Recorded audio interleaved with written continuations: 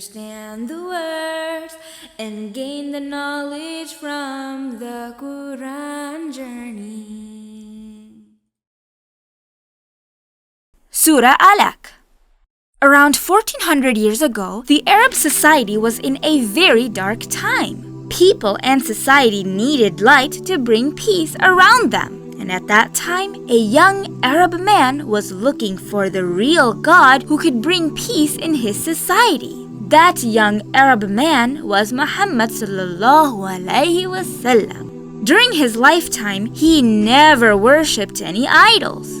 Whenever he stayed alone, he was in deep thought about God's creation. To find the real God, at the age of 38, he started to spend the whole month of Ramadan alone in Mount Nur in the small cave called Hira. At the age of 40 during Ramadan time, just before sunrise, Angel Jibreel ﷺ came to Muhammad ﷺ and said to him, "Read." Muhammad ﷺ became very scared and replied that he cannot read.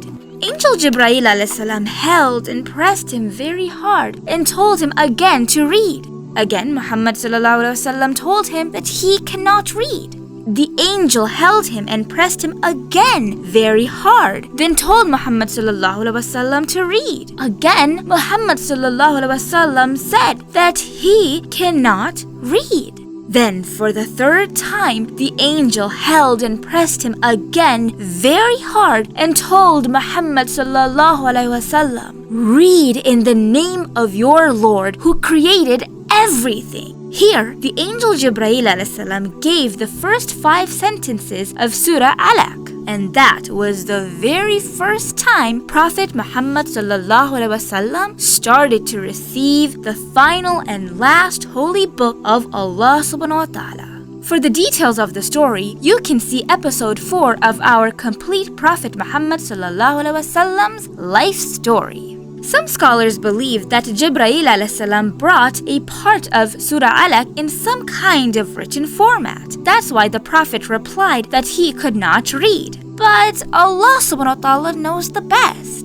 But here, we need to understand one thing, that Allah subhanahu wa ta'ala's first order to us is to get knowledge. Allah subhanahu wa ta'ala doesn't want us to be blind Muslims. Education is one of the most important parts of Islam. When we read, we should remember Allah subhanahu wa ta'ala for His help. Only He can give us the right and useful knowledge of everything because He is the one who created everything in the universe. He created us in a complex way with just a little drop of body fluid. Here, Allah subhanahu wa ta'ala gave us lots of scientific information just by using the word alaq, which we did not know for a very long time. After 1400 years, the latest technology about embryology helped scientists to find the deeper meaning of alaq. Many scientists became very surprised by the new discovery and started to believe that the Quran is truly a holy book by Allah subhanahu wa ta'ala. The humans did not know about anything. All the knowledge that we have are from Allah subhanahu wa ta'ala. The Quran is the original source of real knowledge. So, this is one of the greatest gifts to us from Allah subhanahu wa ta'ala. He also gave us knowledge about how to use the pen. With the pen, or writing, we can spread our knowledge to the whole world from generation to generation. Even the Quran did not change for the longest time because it was written down. The first 5 sentences of Surah Alaq mainly talks about the real knowledge which we can get by reading with Allah subhanahu wa ta'ala's help. The rest of the surah, verse 6 to 19, Allah subhanahu wa ta'ala sent a few months later when Muhammad sallallahu alaihi wasallam started to pray openly in front of the Kaaba. The bad people, especially the bad Abu Jahl, did not like it. Whenever Muhammad sallallahu alaihi wasallam tried to pray at the Kaaba, Abu Jahl always tried to stop him. One day, Muhammad sallallahu alaihi wasallam was praying at the Kaaba, and after seeing that, Abu Jahl became extremely angry.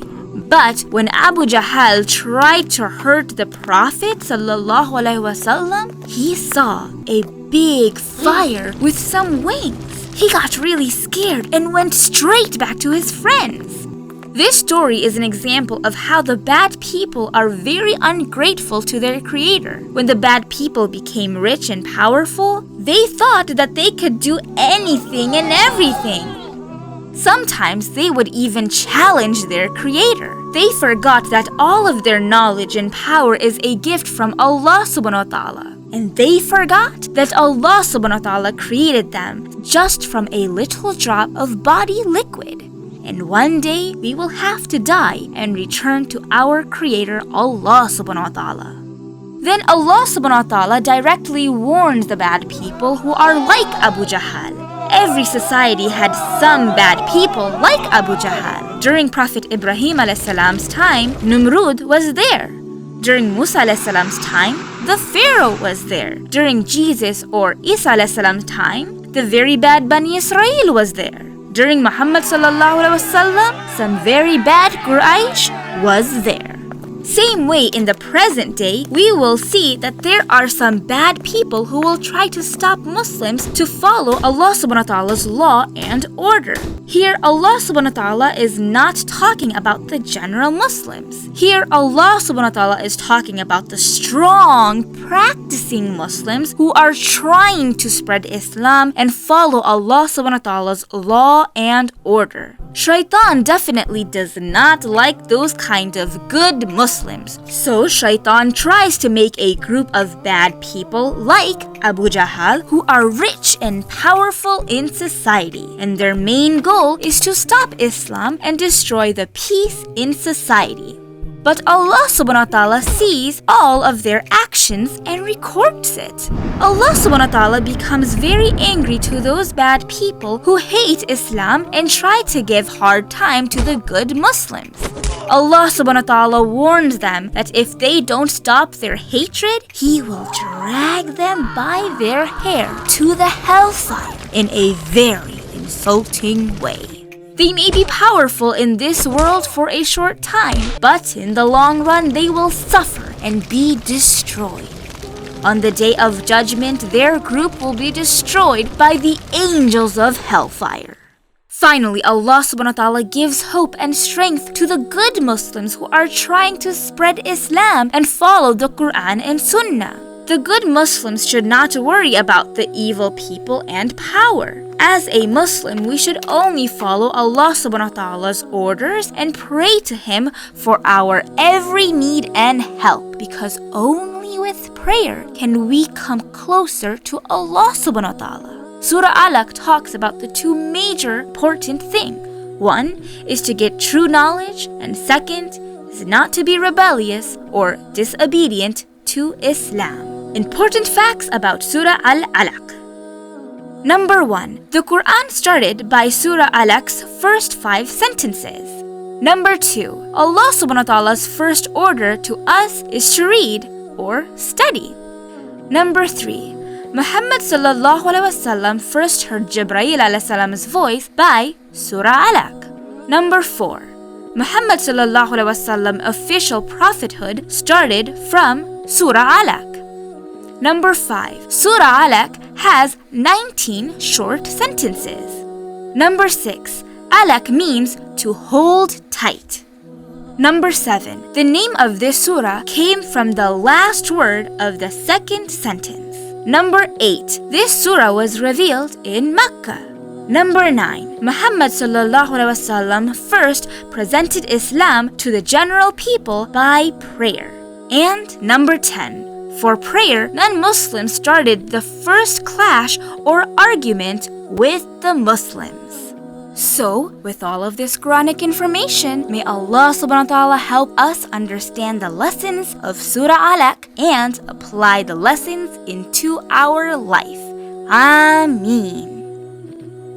Join us in this great Dawah work and get countless of rewards during the month of Ramadan by giving a one-time donation or becoming a monthly supporter, and inshallah, Allah will give you the highest reward to you and your family in this world and the hereafter.